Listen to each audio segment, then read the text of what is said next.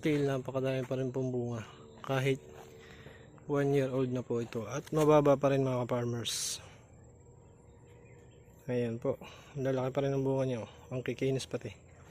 Ito po yung Red Royal variety ng Swiss Seed Company.